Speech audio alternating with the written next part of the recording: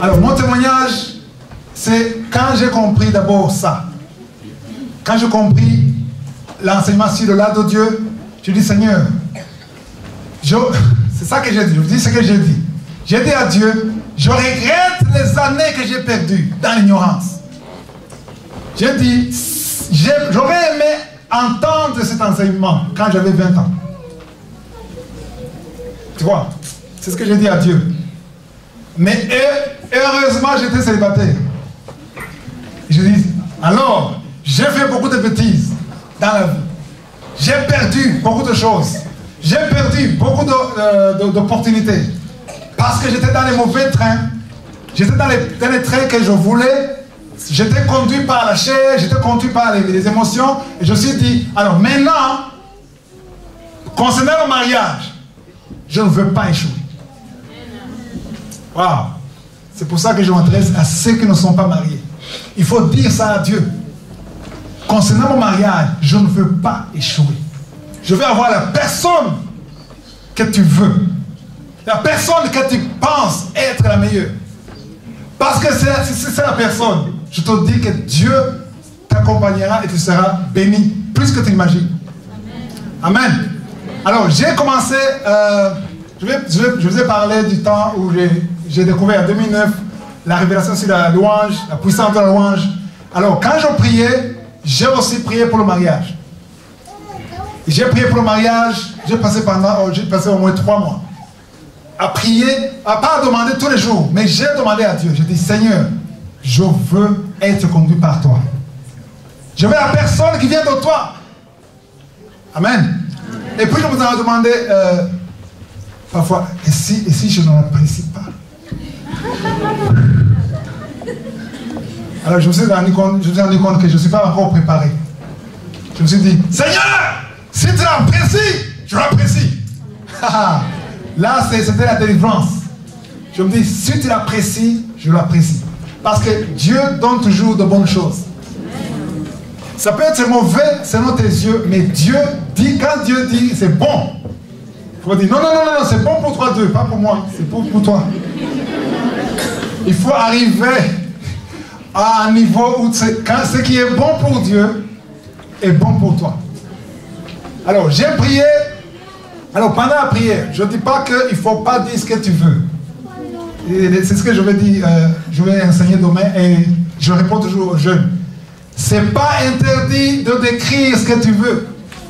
Ce n'est pas interdit. Parce qu'il y a des moments où tu décris selon la direction du Saint-Esprit. Il y a des moments où tu décris selon que Dieu te guide. Parce que quand tu pries selon le Saint-Esprit, Dieu te guide dans la prière. Alors c'est pour ça que quand tu sens quelque chose, il faut le dire. Mais il ne faut pas t'accrocher à ce que tu veux. Il faut être préparé à ce que si Dieu dit non. Amen. Il y a des choses que Dieu peut bloquer. Te dit non, tu ne veux pas lâcher. Parfois Dieu peut te laisser. Tu t'accroches sur la chose. Mais parfois tu as la grâce. Et Dieu t'arrache la chose. Ça fait mal. Mais c'est bon pour toi. Alors, quand j'ai prié, j'ai demandé à Dieu, Seigneur, je veux que tu me guides. Je veux la personne qui vient de toi. J'ai décrit comme je l'entends. Mais j'étais préparé à lâcher à chaque fois que Dieu ne laisse pas. Ne me dit stop. Alors, je vais parler de mon mariage. Parfois, quand je en parle, c'est pas recommandable parfois. Parce que c'est exceptionnel. C'est exceptionnel pour 2 raisons. La première est que je n'étais pas matériellement préparé. Il y a des jeunes au Burundi, quand ils commencent à travailler, il faut acheter le menuisier, il fait le lit, tu peux faire le lit, le salon, mais quelque part, tu économises un peu. Moi, j'avais rien. Rien. Alors, à tel point que je n'arrivais même pas à payer le loyer. Et j'ai quitté la maison où j'habitais, je suis allé habiter au bureau. Au bureau où je travaillais. Même le bureau, j'avais du mal à payer le loyer. Je pouvais passer au moins 3 mois. Et À peine on veut me sortir, quelqu'un intervenait. Alors j'étais dans ce stress. Alors j'entendais une voix qui me disait, maintenant c'est le moment de prier pour le mariage. Seigneur, je ne suis pas prêt. Où est-ce que je vais en mettre? Dieu m'a dit, pendant longtemps, ils eurent de quoi manger. Souviens-toi de la veuve de Sarepta. Qu'est-ce qu'elle avait? Ils ont mangé pendant longtemps. Et Dieu m'a montré, il suffit d'être là. Sois là et fais-moi confiance. Je me suis dit, ah là, ça c'est fou alors. Je vais prier pour le mariage. Je prie pour le mariage, je prie pour la femme. Je ne savais même pas d'où elle viendrait. Alors, après 3 mois, c'était en 2009. Quelqu'un m'écrit un email. Ah, elle a lu mes enseignements. J'avais mes enseignements sur un site. Alors, elle a lu mes enseignements. Elle a aimé l'enseignement. Parce qu'elle était ordonnée. Elle a lu l'enseignement, mais elle n'a pas compris l'enseignement comme tout le monde. Elle était attirée par son fameux pasteur. Elle m'a écrit, pasteur, que Dieu vous bénisse pour cet enseignement. Et je n'étais pas intéressé parce que je ne le connaissais même pas. Elle était où? Au Canada. À Toronto. Et à Toronto, elle travaillait, elle avait un bon boulot, elle avait une voiture, elle étudiait par correspondance universitaire aux États-Unis, elle avait un salon, et moi je dormais par terre. J'étais dans une chambre de prière, et j'avais un petit matelas qu'on appelle au Burundi 090. Vous la connaissez?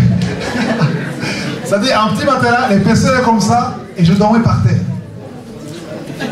Et je suis rentré, et Dieu me donne quelqu'un qui est à Toronto, qui est aisé, et moi je suis par terre. Et puis il y avait un message copier-coller, que j'avais dû donner à tout le monde. J'ai fait copier-coller. Que Dieu te bénisse, si tu veux recevoir mes enseignements tous les jours, tu peux m'écrire à cet email. Et il a fait la même chose. Comme tout le monde. Il était sur la liste. Alors, après 3 jours, il n'était pas au travail pendant 3 jours. Il vient et trouve des messages. Il y avait un problème technique. Et c'est son problème technique qui nous a connectés. Dieu a provoqué un problème technique. Dieu sait, si tu es là, Dieu sait comment connecter les gens. Que les gens me disent, alors comment est-ce que je vais trouver ma femme? Sois là. Sois là. Et laisse Dieu agir. Tu ne vas pas chercher. Essaie de parler pour elle, pour moi. Essaie de dire comment. Non, non. Demande pas aux gens. Cherche pas de connecteurs. Il ne faut pas chercher des connecteurs. Le meilleur connecteur, c'est Dieu.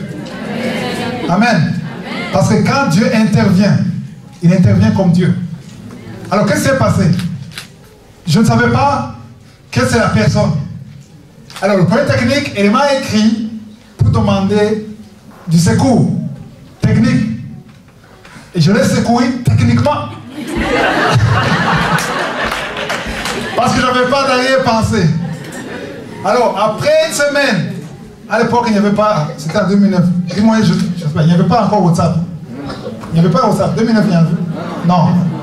On utilisait Yahoo Messenger. C'est là où j'étais connecté alors.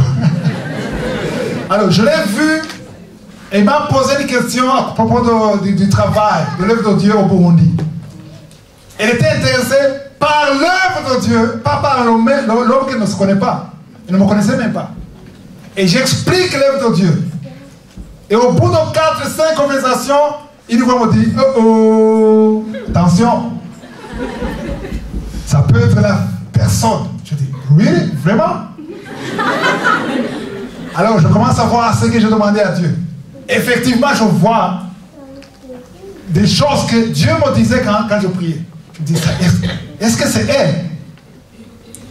On devient des amis. Sur Facebook, sur Yahoo Messenger. Et de devenir des amis, on se raconte des choses de Dieu.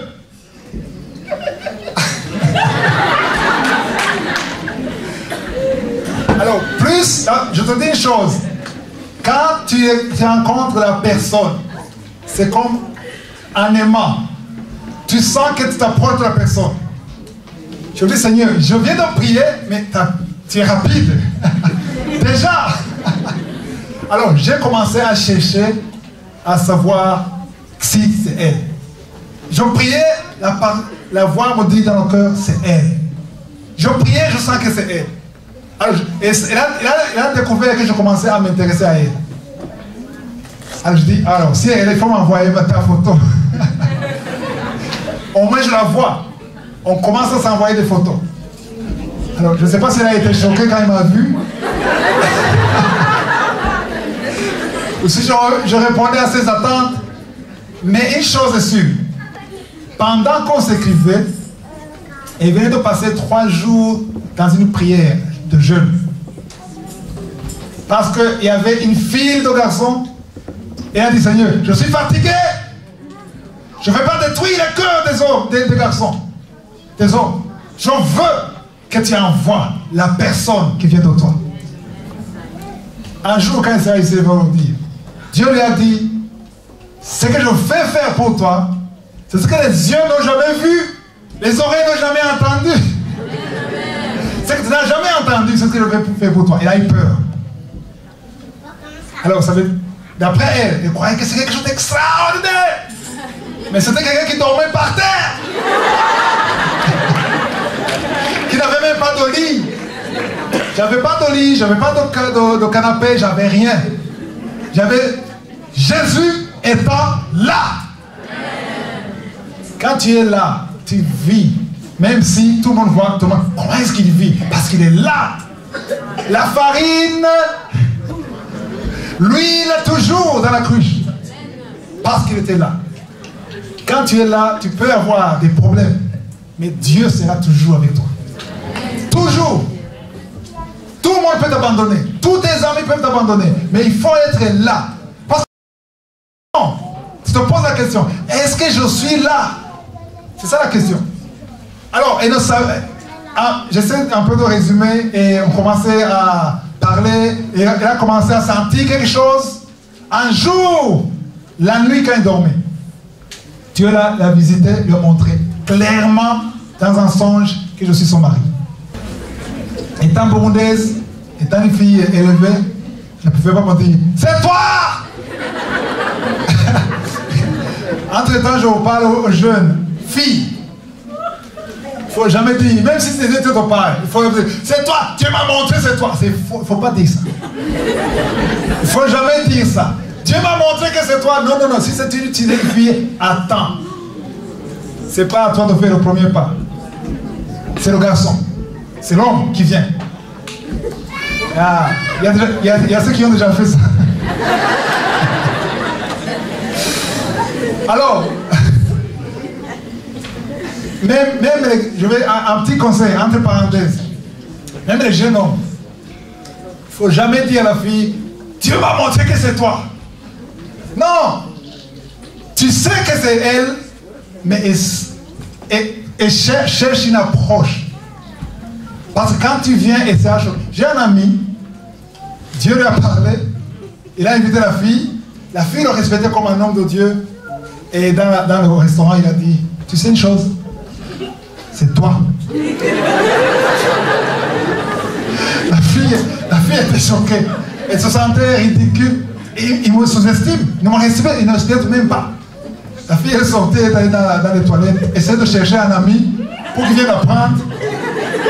Tous les amis, personne ne prenait le téléphone. Elle était furieuse. Elle est venue sur la table, elle dit, je vais rentrer. Ok, mais je te dis ce que Dieu m'a dit. Non, je vais rentrer. Il a pris la fille à la maison. Ils ont fait au moins 2 semaines sans se parler. Mais la fille a manqué la paix. Et quand elle priait, le Saint-Esprit commençait à la visiter. C'est l'homme. Alors il y avait du mal, comment appeler l'homme, qu'est-ce que je vais faire? Elle a dit, Seigneur, si c'est toi, qu'il revienne. Et il est revenu. Aujourd'hui, ils ont 3 enfants. Et ils sont là. Ils sont bénis, très bénis. Alors, je ne vous conseille pas de faire comme mon ami. Pourquoi attendre de choquer, tout ça? Prie, Dieu va te guider. Alors, je vais aller dans l'approche, mais savoir, quand tu as prié, prie. Dieu parle au cœur. Vous savez ça? Quand tu pries pour la personne, et tu sais que c'est elle, Dieu parlera à son cœur. Mais il ne faut pas faire la prière de certains jeunes au Burundi. Il est amoureux, il va dans la chambre, Seigneur, qu'elle marque la paix. Il n'y a même pas d'amour. Quelqu'un qui te dit, marquez la paix, Dieu donne la paix, Dieu est shalom, Dieu va shalom. Toi tu dis, qu'elle marque la paix, je la protège, que personne ne la porte de sa poche d'elle. Il faut prier et laisser Dieu organiser, influencer les circonstances. Amen. Normalement, quand tu es dans le là de Dieu, tu n'as pas besoin de forcer les choses. Tu n'as pas envie de forcer les choses. Et Dieu lui a parlé. Il a parlé à ma femme. Et Dieu m'a parlé de mon côté. Alors, c'était difficile parce que je suis à Bujumbura. Je dors par terre. Je n'ai rien. Mais j'avais tout. J'avais Jésus. Amen. Alléluia. Et elle a compris. Et je sentais que Dieu m'a parlé de elle. Alors, un jour, je lui ai parlé. J'ai dit, enfin, on était déjà en contact presque tous les jours, on se parlait. Et c'était facile pour moi de parler. C'est pour ça qu'il faut d'abord développer la relation avant de dire, c'est toi ma femme. Tu deviens dangereux. Alors, quand je lui ai dit que c'est elle savait déjà que c'est elle. Donc, elle ne peut pas dire, attends, je vais d'abord prier. Non, elle savait que c'est elle. Alors, elle était convaincue que c'est ma femme. Alors, là, il y avait un problème. Elle était à Toronto. Je suis à Bujumbura. Elle avait un bon travail. Elle étudiait là-bas. Je suis à Abuja.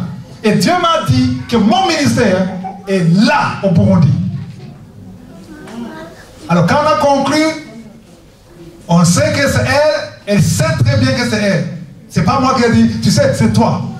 Je veux dire, s'il y a un garçon qui te dit, c'est toi, même s'il est spirituel, il faut que toi aussi, Dieu te parle que c'est toi. Il ne faut pas aller parce qu'il m'a dit que c'est lui, c'est l'homme de Dieu. Non. Dieu parle à elle et Dieu te parle aussi. Convainc ton cœur. Alors, elle savait que c'est elle. Elle m'a posé une question. Où est-ce que nous allons vivre? Bonne question. Et j'étais gêné, je me suis dit, prions pour savoir la volonté de Dieu. L'essentiel que nous soyons là. Elle connaissait l'enseignement de là. Elle a dit, ok, on va prier. Alors, on a prié. Dis-moi, j'ai prié. J'ai seulement prié, j'ai jeûné. Et quand je priais le lendemain, la nuit, j'ai vu un ange venir vers moi. Il m'a dit, est-ce que tu crois qu'elle peut tout laisser tomber au Canada et venir au Burundi pour toi? J'ai répondu, bien sûr que je le crois. Je regardais par terre, je suis bien sûr que je le crois. L'ange m'a dit, regarde-moi dans les yeux et répète-le. Et je regardais dans les yeux et j'ai dit, je crois que tout est possible à Dieu. Et l'ange m'a dit, c'est tout ce que je voulais entendre. Il a disparu. Et le matin, c'était samedi matin, mademoiselle appelle. Parce que je ne pouvais pas appeler, c'est elle qui a appelé.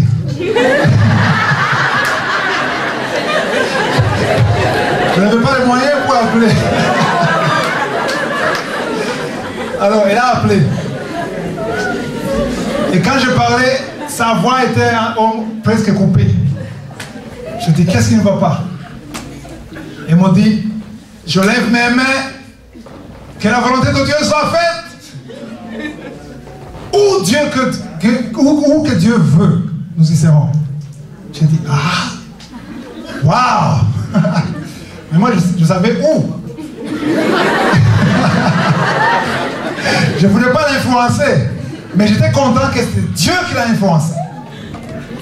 Il ne faut pas chercher à convaincre la fille, marcher, changer de démarche. impressionner avec des parfums, hein? Des filles, mettre beaucoup de choses pour qu'ils soient impressionnés, pour qu'ils soient contents. Mais quand il sera dans la maison, il te connaîtra. Tu ne peux pas dormir parfumé toute la nuit. Sois toi-même. Moi, quand on parlait, je lui ai dit, écoute, je n'ai pas de canapé. J'ai même pris les photos. Ça, c'est le bureau, je vis ici. Je dis, je vis ici. Mais, on aura ça un jour. Et quand j'ai dit, on aura ça un jour, il m'a demandé, qui t'a dit que je veux le canapé? Qui t'a dit que je veux le lit, que je veux le cuisinier? C'est pas ça que je cherche. Et j'ai dit, qu'est-ce que tu cherches? Je veux être là. Je veux être là où Dieu veut que je sois. Je dis, Seigneur, c'est ce que je voulais entendre. Ça, c'était le commencement d'une bataille. Parce que la nuit que Dieu m'a montré un combat dans la prière. Des gens, des gens qui s'opposaient, une guerre. J'ai vu un ange de la prière avec des larmes. Il m'a dit, prie. Quand il disait prie, je vois les pierres qui tombaient. Il faut prier. J'ai dit, alors, on a un long trajet. C'était le commencement de l'opposition. Ça commence, alors d'abord sa famille dit, oh, félicitations, c'est bien que tu aies un fiancé. On n'est pas contre le fiancé, mais pas question de venir vivre au Burundi. Tu te rends compte, les parents ont dépensé pour envoyer un enfant à Toronto, il a du bon boulot, il a de l'avenir tracé. Les gens commencent à chercher à savoir qui est Chris. À peine il y a le bus qu'on est en ville. Il dort par terre. Il n'a rien. On commence à dire, l'homme que tu aimes n'a rien. Et dit, je le sais. Mais qu'est-ce que tu as appris? Les filles, comme vous êtes amoureuses, vous êtes fortes. Et dit, je veux être là où Dieu veut que je sois. Alors, pourquoi est-ce qu'il ne vient pas au Canada? Parce que c'est là que Dieu veut. Alors, c'était le début d'un long combat. On a prié, sérieusement prié. Si quelqu'un s'oppose au mariage, il ne faut pas lutter avec les gens, les parents. C'est ce que je dis à ma femme. Je lui dis, sa maman était opposée au début. Je dis, il ne faut pas lutter avec la maman. Il ne faut pas lutter avec les oncles. Je dis, prions. Mais elle ne comprenait pas. Elle me demandait, et s'il refuse? Je dis, s'il refuse, c'est que tu n'es pas ma femme. Parce que si tu es ma femme, personne ne peut s'opposer à Dieu. Personne ne peut s'opposer au plan de Dieu si tu es là où il faut être. Parce que j'ai entendu des filles qui disent, bon, ils sont païens. Moi je m'en vais. Non. C'est ton père. Il faut obéir aux parents, même s'ils sont inconvertis. Mais une chose, ils peuvent dire non parce que le garçon n'est pas riche. Parce que le garçon ne le plaît pas. Parce que le garçon, il y a ça, il y a l'ethnie, il y a, je ne sais pas, il y a des raisons. Mais peu importe les raisons, Dieu peut tout briser. Parce que si tu es en ordre avec Dieu, personne ne peut s'opposer à toi. C'est ça que Dieu m'a appris. Et j'ai convaincu à ma femme, prions, laissons Dieu se battre. Pas nous. Il faut être poli, il ne faut pas être rebelle, parce qu'il y a des jeunes qui sont rebelles, même les chrétiens. Vous vous rebellez, vous parlez du mal à vos parents, alors vous compliquez les choses. C'est ça le message. Il ne faut pas s'opposer. Il faut dire, Dieu m'a parlé. Et il faut combattre dans la prière. Amen. Alors, ça nous a pris 3 mois pour que ma femme, pour que la mère de ma femme accepte. Et d'elle-même. Alors, il a accepté. C'était le tour des oncles, parce que son père n'était pas vivant. Alors, il y a les oncles, il y a des amis, tout le Canada était contre moi. Tout le monde. les cousins, les cousines, les amis, tout le monde n'était pas contre moi. Ils n'avaient rien contre moi. Ils étaient contre le fait de quitter le Canada et venir au Burundi. On disait que s'il veut t'épouser, qu'il vienne au Canada. Et tous les deux, on était convaincus que Dieu me veut au Burundi. Alors, on doit être là. Parce que si j'allais essayer de venir à Toronto, peut-être j'allais forcer les choses, peut-être être là. Si j'avais fait ça, je ne serais pas ici aujourd'hui, ce soir. Il n'y aurait pas de Kangoka. Parce qu'il fallait écouter et être là où Dieu veut que je sois.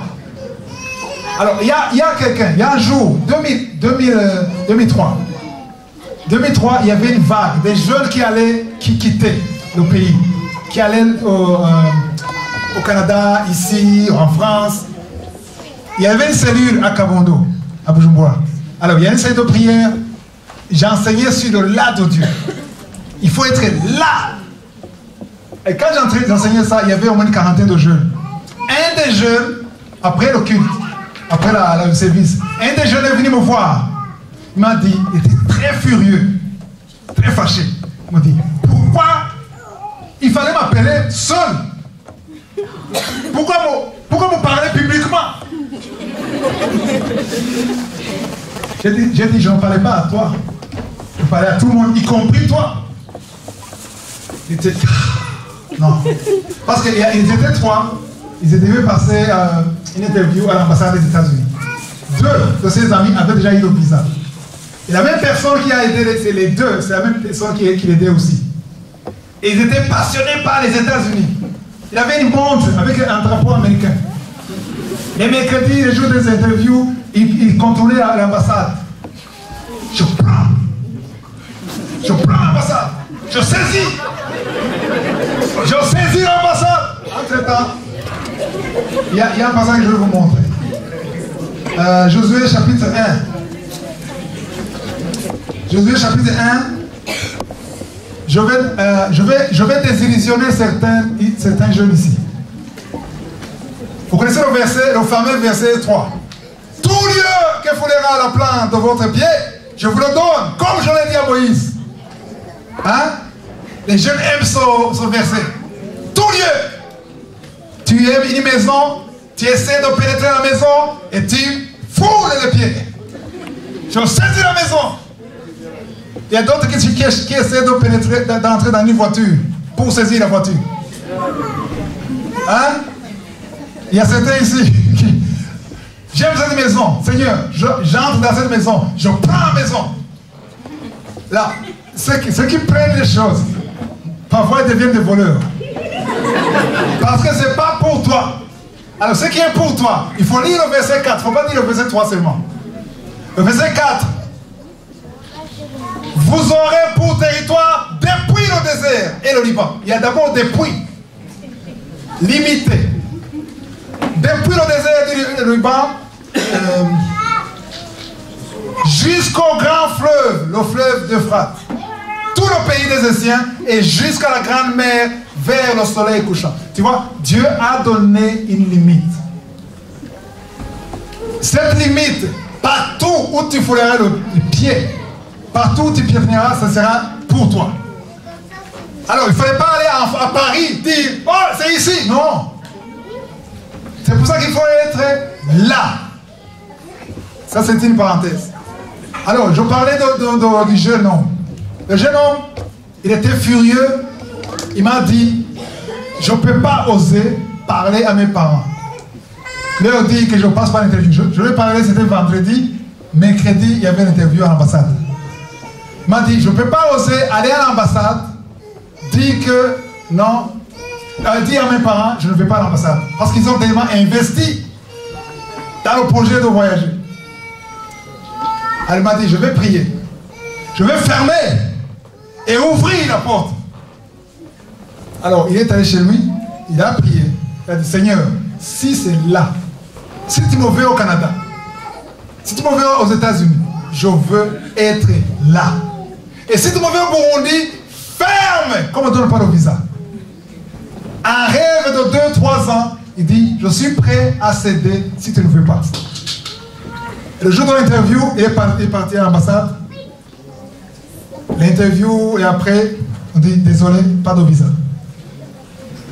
Quand il a quitté l'ambassade, il est venu chez moi. À l'époque, j'étais encore chez mes parents. Il est venu chez nous. Je l'ai vu de loin. J'étais sur mon ordinateur, souriant de loin. Quand je l'ai vu sourire, j'ai dit, oh oh, bon voyage. Quand il arrive, il me dit, gloire à Dieu, on m'a révisé le visa. Je commence, tu es sûr? Oui, parce que là, c'est ici. Et vous connaissez qui est le jeune homme? C'est mon pasteur aujourd'hui, au Burundi. Et parfois je taquine sa femme. Est-ce que sa femme est ici? Elle n'est pas ici, c'est ici demain.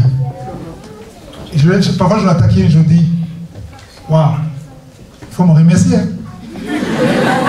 Parce que tu as failli rater ton mari. Parce qu'il a compris qu'il faut être là où Dieu le veut. Il était très content. Il m'a demandé d'écrire un email. Il a écrit à ses amis. Il a dit, je suis content, tu es affermé, Dieu me veut au Burundi. C'est pour ça qu'il faut toujours dire, Seigneur, si c'est ta volonté, ferme.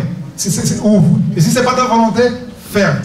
Alors, qu'est-ce qui s'est passé alors? Je reviens sur le mariage. Après, la maman a dit oui. Alors, on a prié, les membres de famille, un à un cédé. Un à un. Sans qu'on fasse quoi que ce soit. J'ai dit, prions. C'est le secret. Après, Dieu m'a montré, il y avait un certificat de mariage. J'ai vu 2 signatures. Et j'ai dit à ma femme, maintenant, on ne combat plus. Commençons à remercier Dieu. Parce que c'est déjà fait. Et Dieu m'a dit, j'ai déjà payé les dettes du mariage. J'ai dit à Dieu, mais il n'y a pas de dette, je ne fais pas de dette. Justement, il n'y aura pas de dette parce que j'ai payé.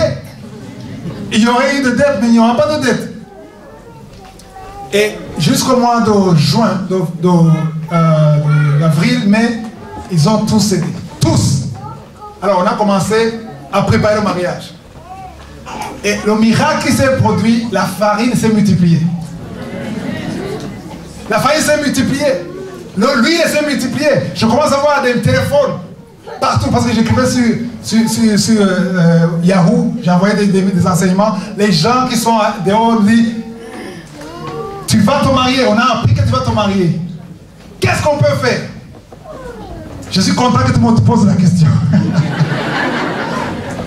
Alors commencez à envoyer de l'argent. Tout enseigné sur Western Union. Et je dis, ah bon, c'est comme ça. Les choses marchent. Alors, elle décide de venir, elle vient au mois de juin. On a déjà pris la salle de réception. Au mois de juin, on avait passé au moins 10 mois à se parler sans se voir. Elle démissionne au travail. Elle prend le billet. Elle met la robe démariée sur les épaules. Bye bye, Canada. Et parfois on dit, tu es sûr? Oui, je suis sûr. Est-ce que tu l'as vu? Non. Et si tu es déçu? Je ne serai pas déçu parce que c'est la volonté de Dieu. Il faut être sûr que c'est la volonté de Dieu. Et elle est venue, les gens disaient félicitations dans l'avion pour l'homme qu'elle n'a pas encore vu.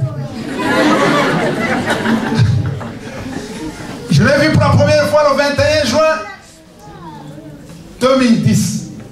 Parce que tu disais, il faut parler au Burundi. Il y a les élections qui approchent. Peut-être la guerre.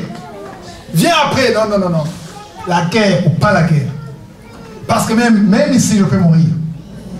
Mais je veux mourir dans le là de Dieu. Il faut être là où Dieu te veut. Et quand elle est venue, c'est incroyable. Dieu a ouvert des portes. Dieu a ouvert des portes. Les gens vous soutenez, c'est incroyable. C'est incroyable. Et à tel point que le jour de la dot, quand on a quitté la dot, le jour des cérémonies de dot, quelqu'un m'a dit, j'ai rencontré tel, et tel m'a dit que ma femme s'appelle Nadia. Nadia il s'est marié, il l'a envoyé. C'est elle qui a tout fait. Même la dot, il n'y a pas de dot. En fait, c'est elle qui a fait tout, même le mariage. Mais quand il a quitté le Canada, il avait juste le billet pour venir. Et 100 $ sur la poche. Tout. Et Dieu a pourvu tout. Alors, il fallait qu'on trouve une maison. Demain, ceux qui viennent demain, je vais parler de la puissance de la louange. Alors, la louange, j'ai parlé, ceux qui sont dans Cancun, vous savez ça, je vous ai parlé de l'ange qui est intervenu. Et cet ange m'a donné la provision à tout ce dont j'avais besoin. Alors, ce qui s'est passé, au moment du mariage, j'ai eu tout ce qu'il fallait pour le mariage, mais il fallait une maison. Il y a un partenaire qui est venu, qui est intervenu après pour payer la maison. Parce qu'entre-temps, le partenaire qui est venu, il est venu le même mois de juin 2009 avec elle. Le même mois. Quand je suis connecté à elle, je suis connecté au partenaire. Et le partenaire fait quoi? Il paie le bureau, pas ma maison, le bureau. Le bureau et à manger. C'est tout ce que j'avais. En fait, c'est ça la farine que j'avais. J'aime dire aux jeunes, avant de t'engager dans le mariage, il faut avoir la farine. La farine ne veut pas dire être riche avec tout, mais il faut avoir au moins de quoi survivre, toi. Alors, ne planifie pas, ne fais pas des cartes d'invitation quand tu vis encore chez tes parents et que tu n'as rien. Il faut au moins avoir une farine pour multiplier. Dieu veut une farine à multiplier. Alors, il y avait déjà une farine que Dieu a multipliée. Alors, il fallait trouver une maison. Et elle m'a dit, ma femme m'a dit, si tu ne trouves pas la maison, où est le problème? J'ai dit, où est le problème? Où est-ce qu'on va vivre? Elle m'a dit, on va vivre là où tu vis. Je vis dans un bureau, on va vivre dans le bureau. Alors, j'ai dit quand même, je commence à penser, il faut quand même la gloire de Dieu. On va vivre dans le bureau. J'ai dit, cherchons une maison de passage. Une maison de passage, le mariage, bien, juste un mois, puis après, on va au bureau. Alors, quand je pensais à ça, mon partenaire américain, il m'a dit, comment ça ne se fait pas les choses? Il y a un problème, je n'ai pas de maison. Après 2 jours, il m'a dit, on a décidé de payer le loyer pour ta maison. Donc, il y aura le bureau et la maison. Alors, la maison était là, l'argent était déjà disponible pour la maison, mais il n'y avait pas de maison. Je cherche la maison, on cherche partout, et à 2 semaines de mariage. Souvenez-vous, je n'avais pas de lit. Je n'étais pas équipé, parce que mon partenaire accepte de payer le loyer seulement. Et je n'avais rien. Alors, après 2 semaines avant le mariage, un ami m'a dit, tu veux une maison? On a une maison. En fait, ils ont déménagé dans une autre maison. Ils avaient une maison à Kinindo, un beau quartier, 3 chambres, équipées jusqu'au tapis. Frigo, parce qu'on avait accepté de nous payer un loyer pour 400 000 francs. Boum. Et elle m'a dit, ah, c'est ça que tu tiens. Ok, je vais te donner la maison pour 400 000 francs. Et il y avait tout. Salon, lit. J'avais dormi ici en lit. Il y avait un frigo, cuisinier, tout ce qu'il faut pour ce montant, 400 000. Et le mariage, c'était à 2 semaines avant. Et au jour du mariage, tout le monde était étonné. Ça, c'est l'autre. L'autre qu'on a sous-estimé. Si tu es dans le là, et que tu fasses confiance à Dieu, tu ne seras jamais humilié. Tu peux être humilié pour un temps, mais la fin, Dieu va se glorifier. Alléluia. Alors, on a fait le mariage, 0 crédit. 0 crédit, plus honeymoon, lune de miel. On a fait 10 jours de lune de miel, 2 semaines après, 2 semaines après, le mariage, on a fait le mariage vendredi, le lendemain, parti. Où? Vous voulez savoir où? Là!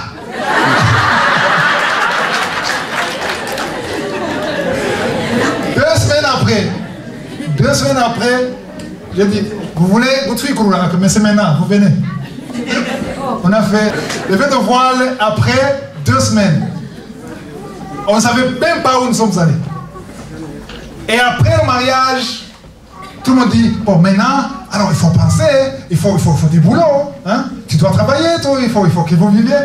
Ah, il faut aller là-bas, UN, comme tu parles anglais, tout ça. J'ai dit, calme down.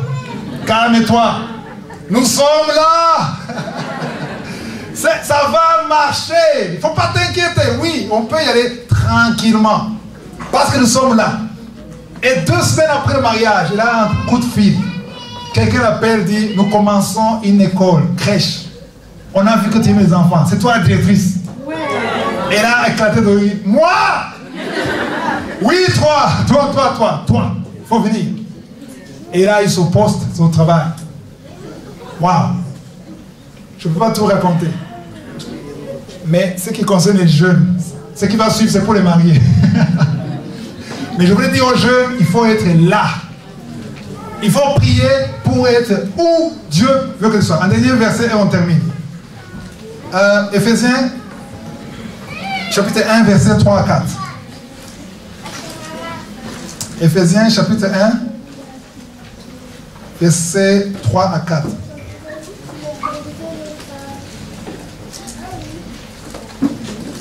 Ok, verset 3 à 4. Béni soit Dieu le Père de notre Seigneur Jésus-Christ, qui nous a bénis de toutes sortes de bénédictions spirituelles dans les lieux célestes, en Christ. Vous avez compris? En Christ. Tout ce que je vous ai raconté, être dans le là, les bénédictions, l'assistance, il faut être où? En Christ. Autrement dit, le vrai là, il faut d'abord être en Christ. Vous comprenez ça? Parce que, je dis ça parce que parfois, il est arrivé que j'enseigne cet enseignement en disant aux gens, il faut être là. Et certains disent, ok, je vais être là. Mais le là qu'on pense seulement, c'est géographique. Mais avant de penser au là géographique, il faut être en Christ. Vous comprenez ça? Il faut être en Christ. Verset 4. En lui. En qui? En Christ. En lui, Dieu nous a élus avant la fondation du monde pour que nous soyons saints et irrépréhensibles devant lui. Donc, il faut être en Christ. Parce que tout ce que j'ai dit, c'est bon à entendre. Mais si tu n'as pas encore accepté Jésus comme ton Seigneur et Sauveur, là, tu rates. Tu ne peux pas prétendre être là quand tu n'es pas en Christ. Est-ce que vous comprenez ça? Il faut être sûr que tu es avec Christ, tu as accepté Jésus, tu t'es repenti, tu es ton Seigneur et ton Sauveur. À partir du moment où tu te convertis, tu acceptes Jésus comme ton Seigneur, alors là tu marches avec lui. Avant que je prie pour ceux qui veulent demander à Dieu de prendre leurs mains, de les guider et de te détacher, te déconnecter par tout ce qui n'est pas de Dieu, je vais devoir demander si il y a quelqu'un ici, même si c'est une personne, une seule, qui dit je veux